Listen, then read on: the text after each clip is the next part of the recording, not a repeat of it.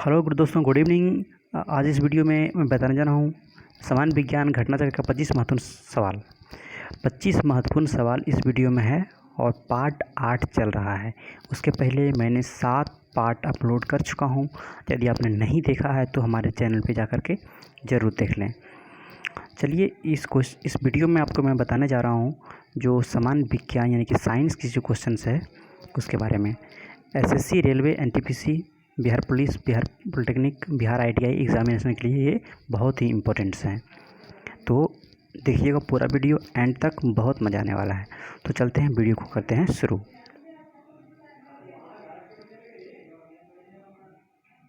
Question है यहाँ पे, क्वेश्चन है कि चुंबकीय फ्लक्स का इकाई है, दैट मीन्स चुंबकीय फ्लक्स की यूनिट क्या है, यानी कि उसका मात्रक क्या है ये बताना है। तो ये जो होता है आपका चुंबकीय फ्लक्स का जो एसआई मात्रक होता है वो होता है वेबर, यानी कि ऑप्शन ए जो है आपका बिल्कुल राइट आंसर हो जाएगा, वेबर।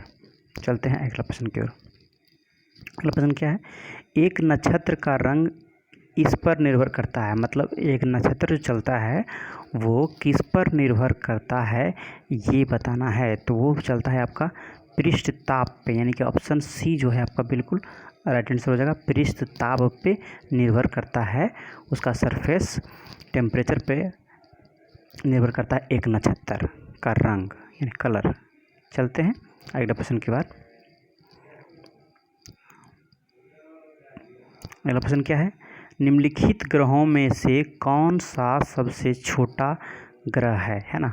इन निम्नलिखित जो ग्रह दिए हुए हैं ऑप्शन में, इनमें से सबसे छोटा कौन सा ग्रह है, तो वो है आपका बुध, यानी कि ऑप्शन सी जो है आपका बिल्कुल राइट आंसर हो जाएगा, बुध ग्रह।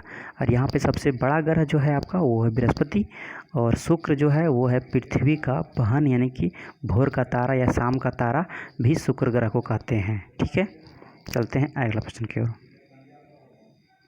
अगला प्रश्न क्या है भाई, निम्नलिखित अभिक्रियाओं में से कितने अल्फा कण निकले हैं, यानी कि ये जो अभिक्रिया दिए हुए हैं यहाँ पे वो कितने अल्फा कण निकले हैं ये बताना है। तो देखिए यहाँ पे अंतर क्या है, इसको ध्यान से समझिएगा। तो यहाँ पे 84 परमाणु संख्या है, सॉरी यहाँ पे 92 है, और उसके बाद यहाँ पे क्या हो गया 84 हो गया। ठीक है, और यहाँ पे कितना हुआ, ये आपका 234 दरम्यानी संख्या था, लेकिन अब हो गया 218।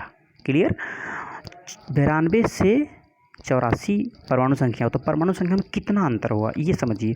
तो यहाँ पे देखिए 6 और 2 8 की चेंजिंग है, यानी 92 में सब 84 जब घटाएंगे तो यहाँ पे आपका 8 का अंतर है, यानी कि क्या, एक अल्फा कण जब निकलता है तो परमाणु संख्या में 2 की कमी हो जाती है, और क्या द्रव्यमान संख्या में 4 की कमी हो जाती है।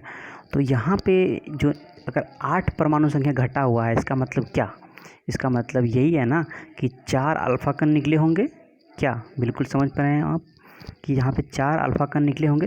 तो क्वेश्चन में पूछ रहा है क्या, कितने अल्फा कण निकले हैं, है ना। तो यानी ऑप्शन सी जो है आपका बिल्कुल राइट आंसर हो जाएगा, क्या 4 अल्फा कण निकला है। तो 4 अल्फा कण निकला है तो परमाणु संख्या में 8 की कमी हो गया है। देखिए ना, यहाँ पे 92 था और अब कितना हो गया 84 हो चुका है। ठीक है, तो आई होप आपको समझ में आया होगा।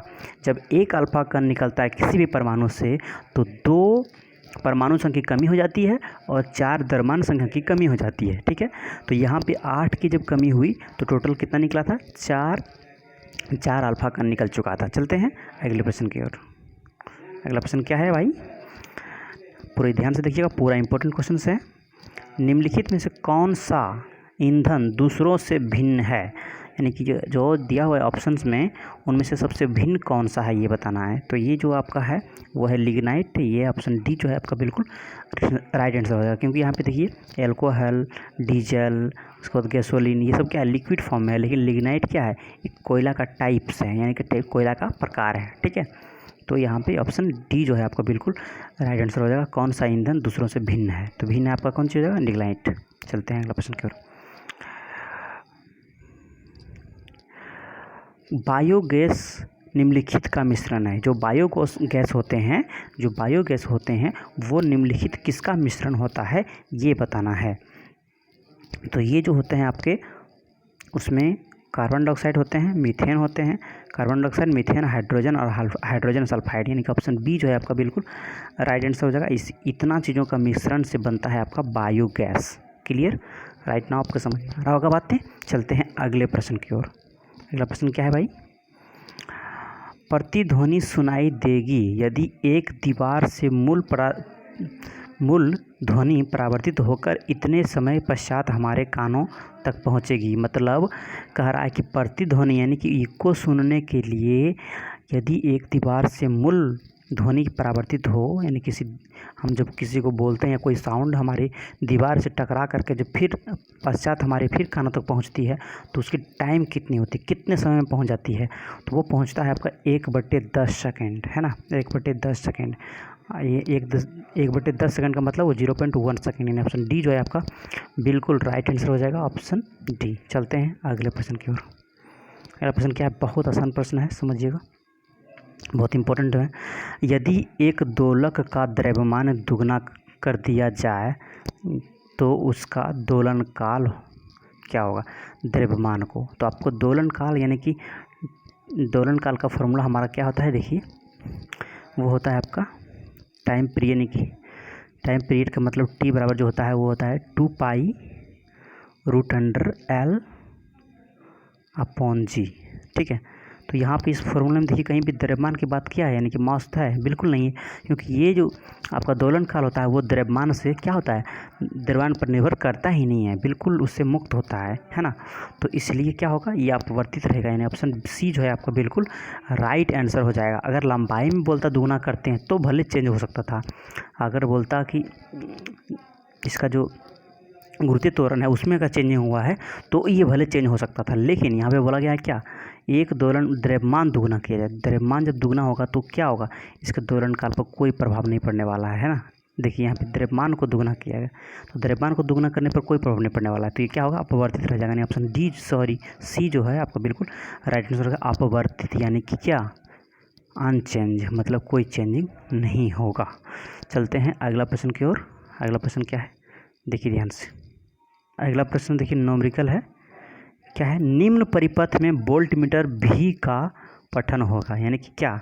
भी मतलब वोल्ट मीटर, यानी कि भी कितना वोल्ट होगा ये आपको बताना है। ध्यान से समझ रहे हैं? क्या है यहाँ पे? देखिए यहाँ पे क्वेश्चन दिया हुआ है क्या? 100 ओम और यहाँ पे 200 ओम, यानी कि दो प्रतिरोध दिए हुए हैं। इसको मान लेता हूँ मैं R1 और इसको मान लेता हूँ मैं R2। ठीक है, जब इसका समतुल्य प्रतिरोध आप निकालेंगे, श्रेणी क्रम में दोनों जुड़ा हुआ है, तो इसका क्या हो जाएगा? R1 + R2, है ना, प्लस R2 हो जाएगा। अब दोनों को जोड़ेंगे यानी 100 + 200 यानी कि कितना है? 300 ओम हो जाएगा, है ना। 300 ओम आपके पास आ चुका है। ये क्या है? ये आपका कुल प्रतिरोध है, यानी कि ये आपका आ गया। अगर आप यहाँ पे धारा का मान निकालते हैं I बराबर, तो I बराबर फॉर्मूला क्या हो जाएगा?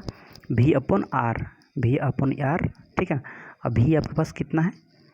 12 वोल्ट है। देखिए ना क्वेश्चन में दिया हुआ है ना 12, यहाँ पे देखिए क्वेश्चन में 12 दिया हुआ, 12 वोल्ट अपन 300 अभी जस्ट निकाले ना। जब इसको आप निकालेंगे तो यहाँ से 4 या 12, है ना। उसके बाद इससे आप जब कट करेंगे तो आपके पास कितना आ जाएगा?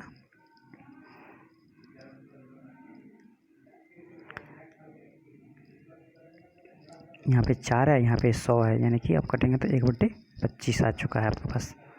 ठीक है, 1/25। अब 1/25 ये क्या आया आपका? ये धारा का मान आया है। ठीक है, I बराबर, और उसके बाद आपको क्या निकालना था? भी का मान निकालना, यानी कि भी बराबर फॉर्मूला क्या हो जाएगा आपके पास?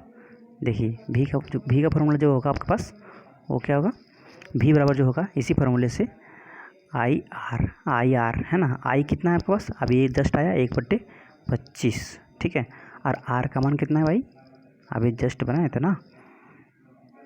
आर का मान कुल प्रतिरोध जो आया आपके पास वो 100 एम। इसमें क्वेश्चन जो पूछा जा रहा है क्या? ये जो हाँ इसका मान पूछ रहा है ना, 100 एम में क्या होगा?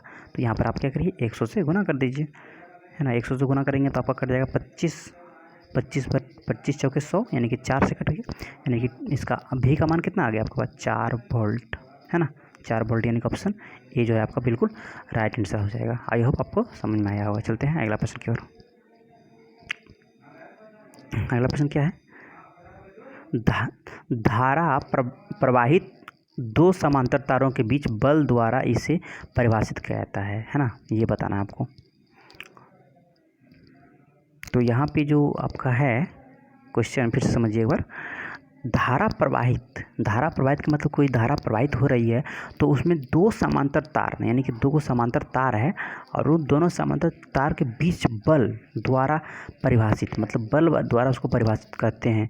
तो इसमें ये बताना है कि ये किसके द्वारा ये होता है। तो ये होता है आपका एम्पियर के द्वारा, यानी कि ऑप्शन ए जो है आपका बिल्कुल राइट आंसर हो जाएगा। दो समांतर तारों के बीच में जो धारा प्रवाहित होती है उसे है ना वो एम्पियर द्वारा ही परिभाषित किया था। यानी कि धारा जब परिभाषित धारा यानी कि किसी धारा का जो विद्युत धारा का सहमात्रक जो होता है वो होता है आपका एम्पियर, है ना।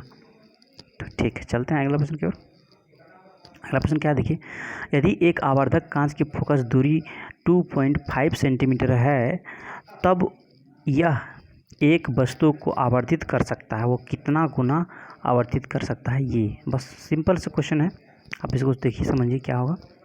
यानी आपको मैग्नीफिकेंट आप यदि आप इसका निकालते हैं तो आपका m बराबर जो फॉर्मूला होगा वो होगा 1 + d/f, है ना। और d कितना होता है आपका पास 25 होता है, f का मान कितना दिया हुआ है 2.5 और यहाँ पे आपका आ जाएगा 1 प्लस, ठीक है ना। यहाँ से आपका पड़ जाएगा कितना 10 बार में, है ना, और प्लस 1 हो जाएगा तो आपका कितना 11 यानी कि ऑप्शन बी जो है आपका बिल्कुल राइट आंसर हो जाएगा।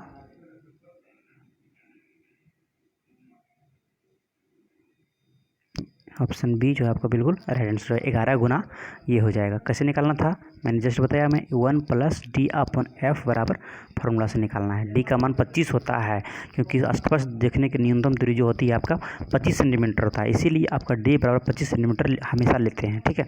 और फोकस दूरी यहाँ पर दिया हुआ है आपका, f बराबर दिया हुआ है 2.5। जब आप कैंसिल करेंगे 25 से 2.5 से तो भाग दीजिएगा तो आपका आएगा 10 और यहाँ पर 1 जोड़ दीजिएगा तो आपका क्या 11 गुना, है ना। ये फॉर्मूला होता है आपका आवर्धन का, ठीक है। चलते हैं अगला प्रश्न। जब एक वस्तु उत्तल लेंस की ओर गति करती है तब प्रतिबिंब का आकार कैसा होता है ना, ये बताना। जब उत्तल लेंस की ओर जब गति करता है तब, जब उत्तल लेंस की तरफ जब गति करता है तो उसका प्रतिबिंब किस प्रकार से होगा, वो कितना बड़ा होगा, ये बताना है। तो वो होता है आपका, सॉरी यहाँ पे बोल रहा है किस आकार से बढ़ता के घटता है तो वो बढ़ जाता है, यानी ऑप्शन बी जो है आपको बिल्कुल राइट आंसर हो जाएगा। एक बार और ध्यान समझिए, जब एक वस्तु उत्तल लेंस की ओर, जब उत्तल लेंस लगा हुआ हो और वस्तु को उसी तरफ उसको गति करवाएंगे तो जो आपका जो प्रतिबिंब बनता है, जो आईना में जो दर्पण जो आपका प्रतिबिंब बनता है वो आकार वो बढ़ जाता है, यानी ऑप्शन बी जो है आपका बिल्कुल राइट आंसर हो जाएगा। चलते हैं अगला प्रश्न की ओर। यदि 1 किलोग्राम द्रव्यमान की गतिज ऊर्जा 1 जूल हो तो उसकी चाल क्या होगी। चलते हैं, यहाँ पे गतिज ऊर्जा की बात कर रहा है तो काइनेटिक एनर्जी के बराबर जो आपका फॉर्मूला होता है वो होता है ½ mv², ठीक है ना। और इसका मान दिया हुआ आपका कितना a दिया हुआ है भाई, 1 दिया हुआ है, यानी कि 1 जूल तो आपका काइनेटिक एनर्जी है, यह हो गया ½ और m का मान दिया हुआ कितना 1 दिया हुआ है, ठीक है। तो आपको यही बताना है ये कितना डिस्टेंस का, यानी कि क्या बताना है आपको, ये इसकी चाल पूछ रहा है ना, इसका चाल यानी कि आपका इसकी चाल का मतलब ये क्या है, वेलोसिटी आपको बताना है, बिल्कुल वेलोसिटी। तो आपका देखिए कितना हो जाएगा, ये आप 1/2 है, ये 2 आपका इधर आ जाएगा, है ना, 2 गुना 1 इधर आ जाएगा तो 2v²। तो आपका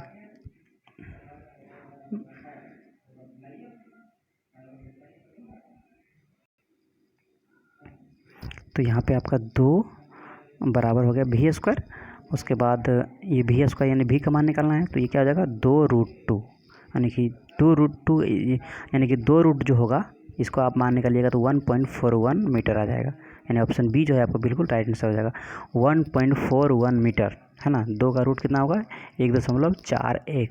चलते हैं अगला प्रश्न की ओर। अगला प्रश्न क्या है भाई, बहुत ध्यान से समझिएगा क्वेश्चन। एक घर्षण रहित तल पर एक क्षैतिज डोरी से बंधी एक वस्तु सरल आवर्तित गति से करती है, बिल्कुल सही है। जब वस्तु अपनी साम्यावस्था मतलब सामान्य अवस्था में से गुजरती है उस समय उस स्थिति में गतिज ऊर्जा और जब कमानी के रूप में रूपेण में खींचा जाता है, जब कमानी की तरफ से खींच लेते हैं जैसे धनुष खींचा जाता है, तब उस स्थिति में उसकी अस्थिर ऊर्जा कितनी होती है ये बताना है।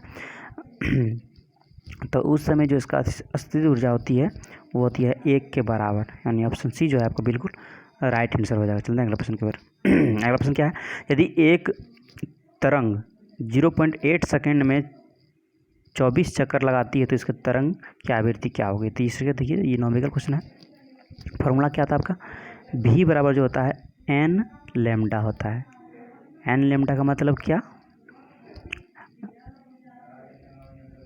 तो इसमें आपका जो तरंग की जो आवृत्ति है वो ज्ञात करना है। एक फॉर्मूला होता है आपका, तो यहाँ पर आपका एन का मान निकालना, चक्कर संख्या, और सेकेंड टी हो गया, एन टी लगाना है। तो आपका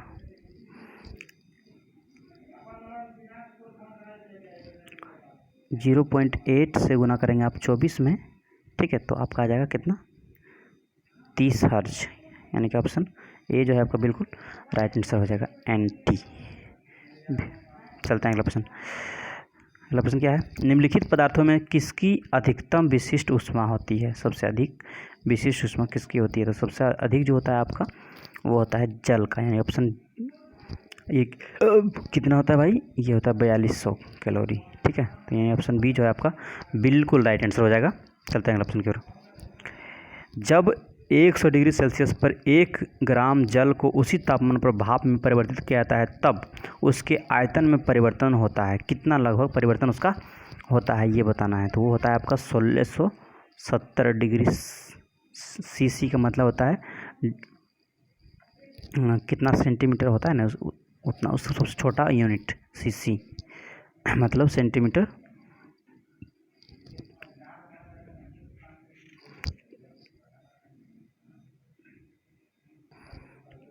क्वेश्चन नंबर 28, जब जल को 0 डिग्री सेल्सियस से गर्म किया जाता है तब उसके आयतन पर क्या प्रभाव पड़ता है ये बताना है।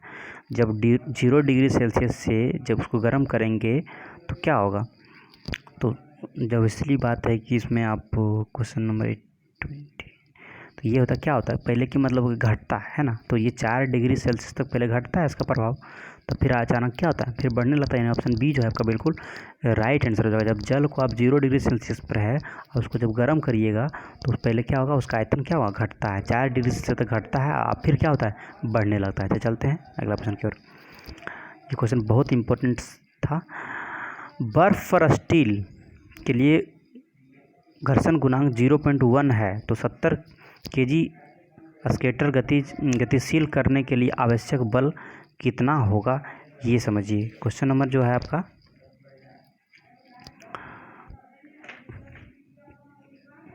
तो यहाँ पे जो घर्षण गुणांक जो होता है आपका वो फॉर्मूला होता है एफ यानी कि घर्षण गुणांक जो बल होता है एफ बराबर होता है फॉर्मूला म्यू एम जी, ठीक है। तो म्यू एम जी बराबर जो फॉर्मूला होगा, म्यू का मान दिया हुआ आपको कितना 0.1, ठीक है, 0.1 दिया हुआ है, और एम जी एम का मान कितना दिया हुआ है 70, ठीक है, और जी का जो वैल्यू है आपका वो होता है यानी कि 9.8 मीटर होता है, तो इसको आप 10 ले लीजिए मान लीजिए, ठीक है। तो आप इसको जब गुना करोगे आंसर तो आपके पास ये पूरा कितना होगा 70 न्यूटन, यानी कि ऑप्शन जो है डी जो होगा बिल्कुल राइट आंसर हो जाएगा 70 न्यूटन। चलते हैं अगला ऑप्शन की ओर। एक पत्थर एक मीनार से गिराया जाता है, 30 मीटर गिरने के पश्चात उसका वेग क्या होगा, लगभग कितना होगा ये समझिए क्वेश्चन।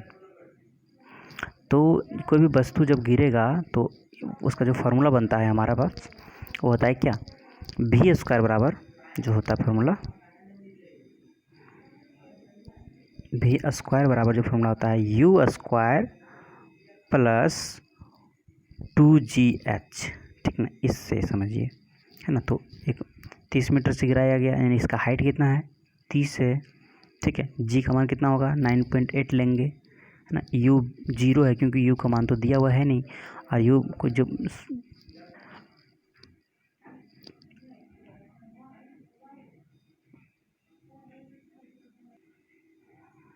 तो यहाँ पे जो मान आ रहा है आपका ये डायरेक्ट ये फॉर्मूला भी स्क्वायर पर लगाइए, यू का मान तो 0 हो जाएगा, 0 प्लस 2 का मतलब 2 और जी का मतलब कितना 9.8, ठीक है, और एच का मान कितना है 30।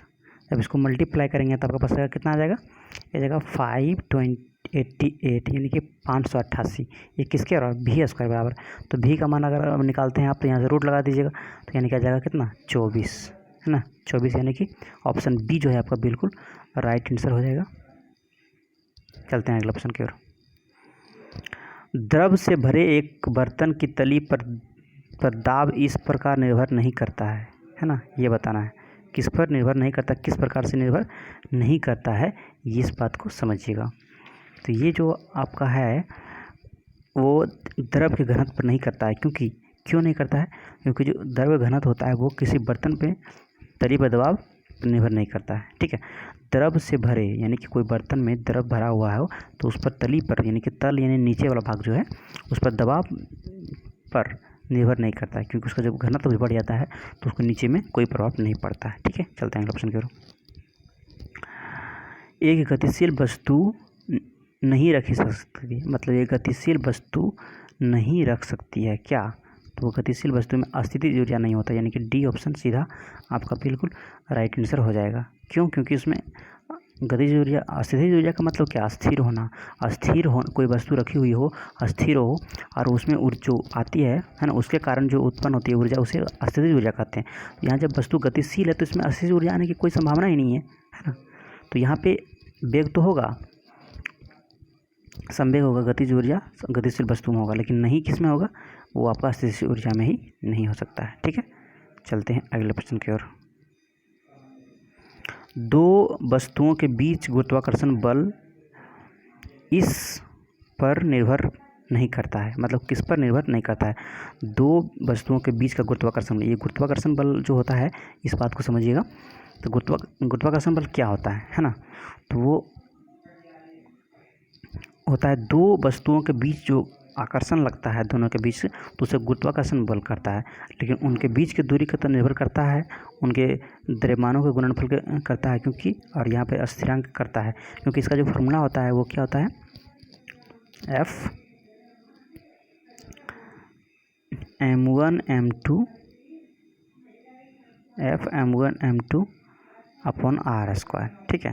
तो यहाँ पर देखिए मास का गुणनफल का भी हो रहा है, फोर्स का भी हो रहा है और दूरी का भी हो रहा है ना, लेकिन क्या इनके द्रव्यमानों का योग, यानी कि द्रव्यमान का जोड़ नहीं हो रहा है, गुणनफल हो रहा है लेकिन गुणनफल योग नहीं हो रहा है, यानी जोड़ नहीं हो रहा है, यानी कि ऑप्शन बी जो है आपका बिल्कुल राइट आंसर हो जाएगा, यानी कि उनके द्रव्यमानों का योग के बराबर नहीं होता है, योग के बराबर नहीं होता, ठीक है। ऑप्शन बी आपका राइट आंसर हो जाएगा। आई होप आपको वीडियो समझ में आया होगा। यदि वीडियो आपको अच्छा लगा है तो वीडियो को लाइक करेंगे, चैनल को सब्सक्राइब कर लीजिएगा। धन्यवाद। कैसा लगा वीडियो ज़रूर बताइएगा। Thank you so much. आपका दिन शुभ।